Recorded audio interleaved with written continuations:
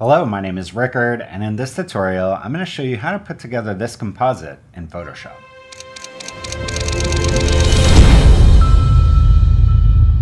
If you'd like to follow along, I have included all the assets that I use in a link in the description of this video. So go ahead, download those, and then let's dive into Photoshop. All right, let's go to File, Open, and I'm going to start with this Kristaps Ungers file from Unsplash. So thank you to her for making this freely available for all of us. Next thing I'm going to do is go to the crop tool, and here I want the ratio to be 4:5. That is the Instagram portrait ratio, so I know that if I post this to Instagram, it's not going to crop it. Next, I'm going to make this just a little bit smaller, and then I want there to be more water. So kind of using these guides here, I'm going to have 2/3 of the image be water, and then the rest be this down here. So somewhere around there, let's hit the check mark. Next, I want to create some guides. So let's go to View, Guides, New Guide Layout. And if this is on default, it'll probably look something like this. We're going to go to the columns here and make this 2, and get rid of the gutter here and make 2 rows with no gutter. That's going to give me some center lines here. Let's hit OK. Next, I also want to know where the square crop is. That way, as I'm designing this, I know that on my feed, it's also still going to look good in my grid view, which obviously only shows squares. So let's go to our rectangular marquee tool. I'm going to click in the middle here and then hold down Option. That's going to make my shape from the center, and then if I hold down Shift, it's going to restrain it to a perfect square. We'll just go out here until our cursor clicks or snaps to our edge there. And then we can drag some guides, and you'll notice that the guides will snap to the selection. So if I just get close enough to the selection, the guide will snap. That'll give me some square guides there, so I know on the grid view of Instagram where it's going to crop. All right, with that done, let's go to File, Open. The next file I'm going to open is the skull, and that's this Portuguese gravity file. I want to cut out this one here. It is a little bit too dark for me to see, so I'm just going to make a reference curves layer here, pump up the exposure. I'm just going to use that to help cut this out. So now I can zoom in here, maybe take it down just a little. About there. Okay, good.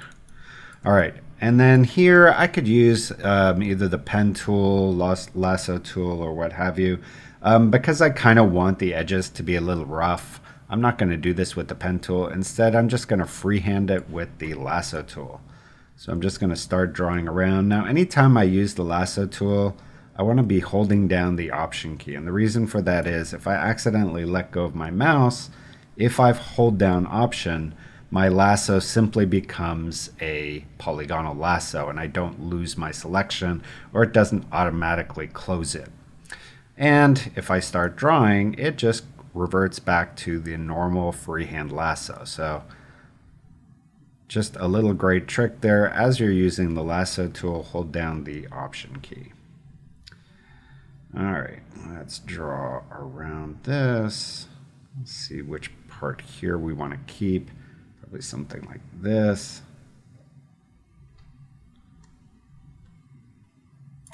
And I think that looks good. Let's turn off our reference curves layer, select our background, and do Command C for copy. I'm going to go to this file here and do Command V to paste. And we can call this layer Skull. I'm going to go ahead and turn off my guides for now. So let's go to Show and Guides. And you'll notice that the shortcut for that is Command semicolon. So rather than using the menu, anytime you can learn the shortcut, don't use the menu item, use the shortcut. So we're going to do Command semicolon. There you go. All right, next thing I want to do is make this look like it's under the water. So we're going to do that a few ways. First, let's just place it. So I'm going to do Command T to transform. We can use that to scale this how we want it. I think something like This looks pretty good. Kind of want to give the idea that this is, you know, the remnants of maybe like a former ancient race of humans, of human giants. So something like this, kind of cool. All right, then I'm going to double click here. That's going to bring up my blend if options, and we're going to use that to make this look like it's underneath the water. So in the underlying layer, I want all the highlights, meaning the reflections on the water, to show. So we're going to bring this down quite a bit to about there. I think that looks good. And in order to get rid of this kind of, you know, sharp look, we're going to hold down Option and just split this so that this has more of a feather. So something like that. And then also the dark parts obviously would be clouded with the color of the water. So we're going to do the same thing in the darks here. I'm going to hold down Option, split this, and start dragging this to the right until that looks like it's under the water. So something about there. I think it looks pretty good. And then we'll hit OK. Next thing I want to do is I want to mask out part of the skull. So I'm going to add a mask to it. And then I'm going to go to my brushes, and rather than just using a soft brush, I'm going to go down and use one of my atmosphere brushes. They work very similarly to a soft brush, but when you're painting something like this, they just give you a little bit of texture while you're adding that softness. So it just makes it look a little more real, a little less photoshopped. So we'll just go around all these edges, kind of get rid of that hard edge.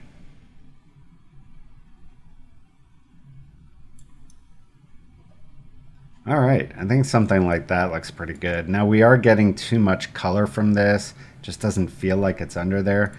So what I'm going to do is I'm going to take this entire layer here and just select out the kind of top water part of that layer, and then go to Filter, Blur, Average, and that's just going to make it the average color of this. And then I can use my eyedropper and just select that color. I'm going to throw that away now, and then add a layer right on top of this and just fill it with that color. So because this is my foreground color, I can do Option Delete, and we'll call this Color Overlay. I'm going to put this on Soft Light and then clip it so it's only applying to my skull, like so. You can see that's giving it a color. Unfortunately, it's also making it a bit darker. So I'm going to change that by just lightening this with a hue satch. To bring up hue satch, you can do Command U on the keyboard. We'll just make this a bit lighter. Something about there. I think that looks pretty good. Next, I want to do a little bit of dodging and burning. I think some parts should be a little lighter, and then probably this part here should be a little darker. So let's go ahead and we'll call this, I guess we'll call this Burn.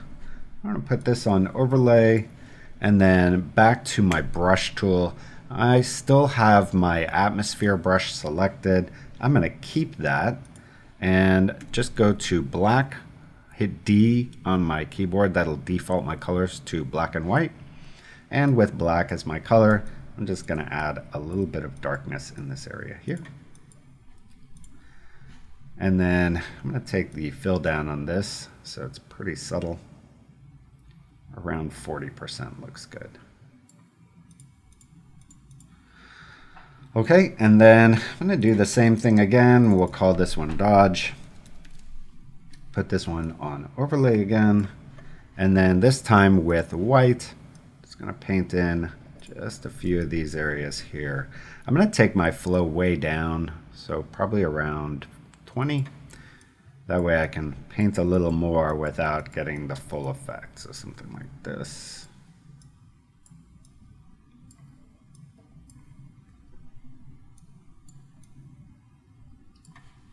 Yeah, I think that looks pretty good.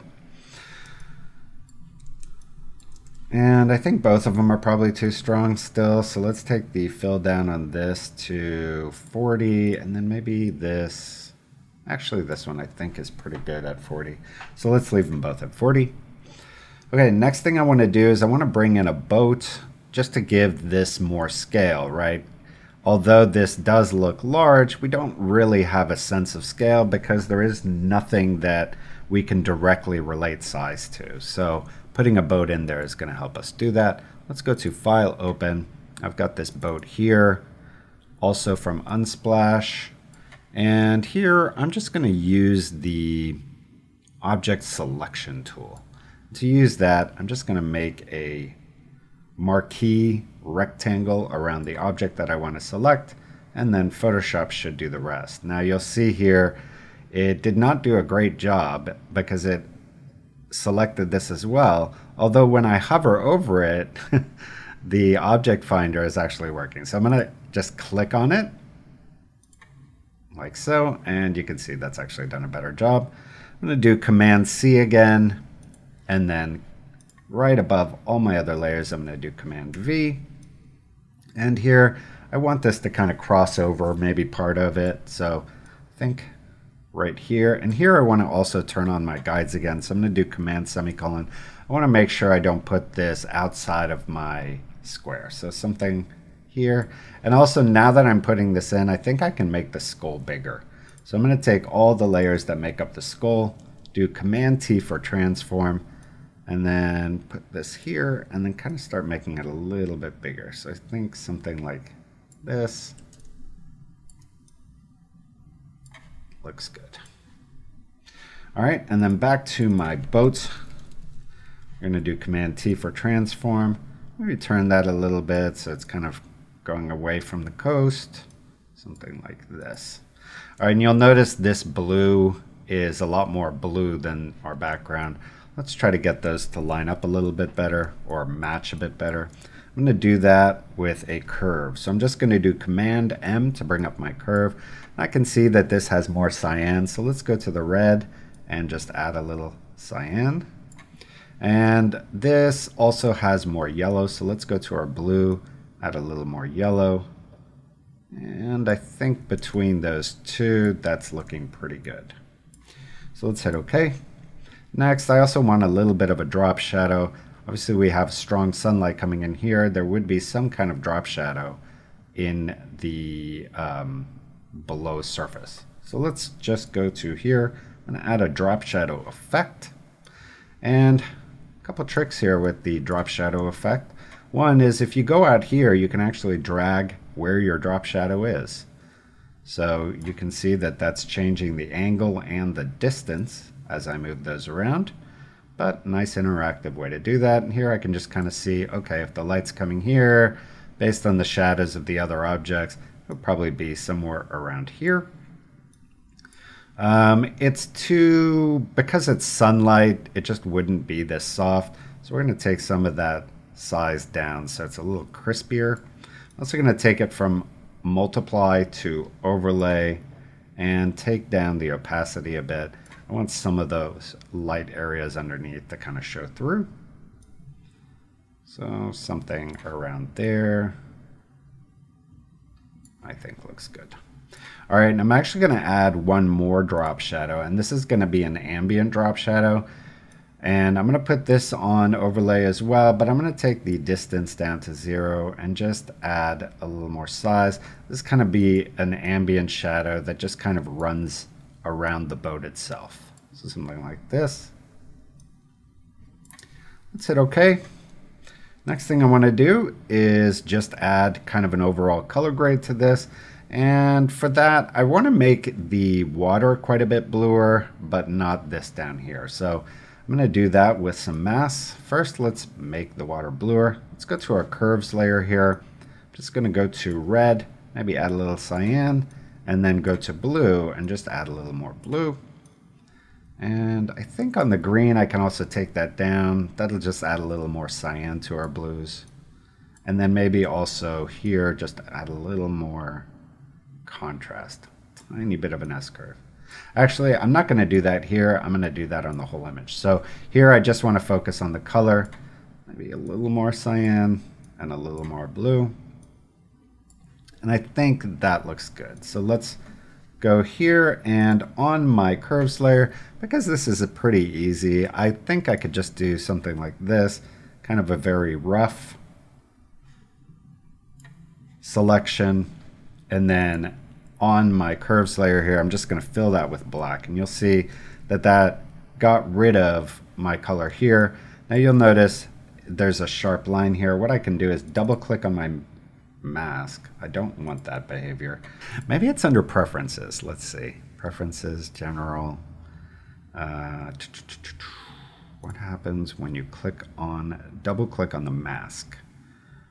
Maybe it's under workspace, tools. Ah, here we go.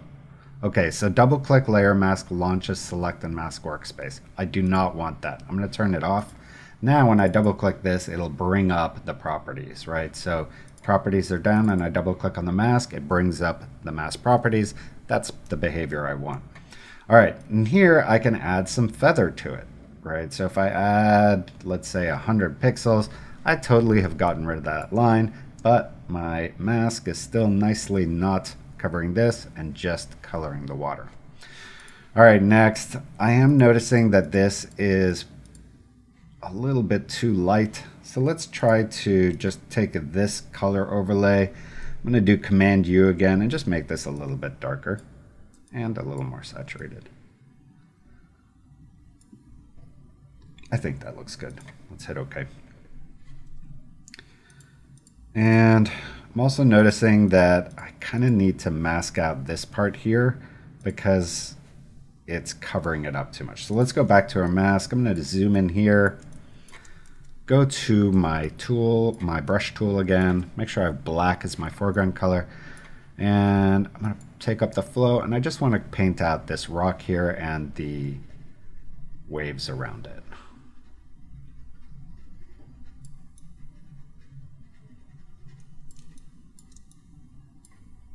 Maybe this little rock here too. And I think that looks good. I also think it would be kind of cool if one of these rocks lined up with this background. I'm going to option click on the background so I can see it without all the other stuff. Let's just copy this one. So I'm going to go ahead and copy all this like this. Option click on this again, do Command J so I have a copy of it. Let's see what happens if I move this to maybe right around there. Almost like the edge of this is coming up and just popping up out of the water here. Something like this.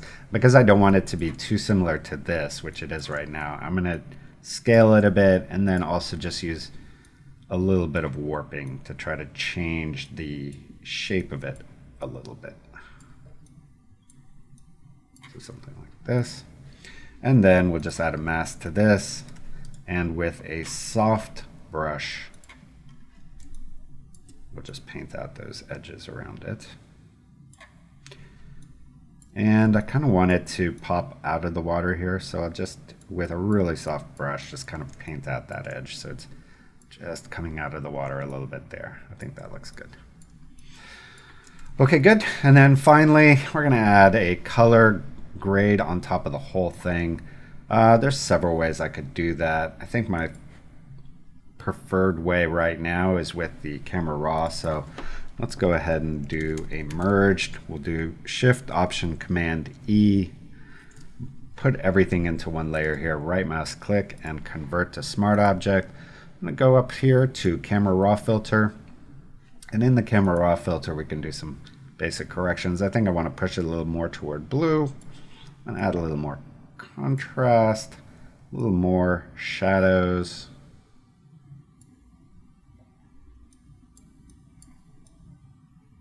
Like that. Maybe a little bit of clarity as well.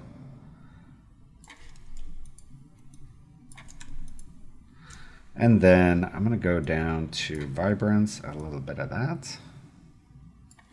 And then under effects, I'm going to add some grain and some vignetting. And under color grading, I'm going to add a little bit of yellow to my highlights.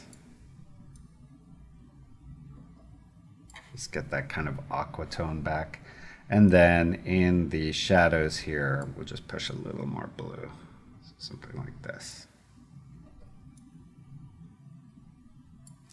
All right, let's hit OK.